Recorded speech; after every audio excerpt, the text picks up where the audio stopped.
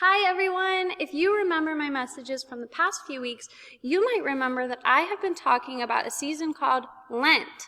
Lent is a time that we as Christians use to remember when Jesus went into the desert for 40 days with no food, no water, listening to God and what he told him to do. I cannot imagine being out in the wilderness for 40 days, especially without any food. The only time I can remember is the first time I went camping, out there in the dark, without my comfy bed, without my comfy room and my comfy house.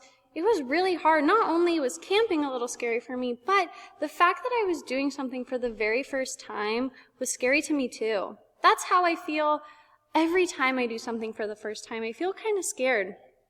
I remember one of the scariest things I did was learn how to ride a bike. But that experience was made a little bit better because I had someone walking next to me, teaching me how to ride a bike. Maybe the first day of school for you was really scary, but maybe you had a parent walk you to the door and introduce you to your teacher. Can you think of a time where you were really scared to do something, but having someone there with you made it a little bit easier? That's kind of how Jesus felt in the wilderness listening to God. There's another story in the Bible about a man named Abraham who had a wife named Sarah. And God came to them and said, "You have to leave. I'm going to lead you to a new home." And Abraham and Sarah, they were scared. That's pretty scary. But they got up and they left. And God took them on a journey for a couple years until they got to their new home. I don't know if you've ever moved to a new place, but that would be scary too. But it would be made easier to remember that your family's there with you. We go on journeys all the time as people, not just necessarily a literal journey from one place to the next, but learning how to do something, doing something from the first time, overcoming a fear that you might have, that's a journey as well.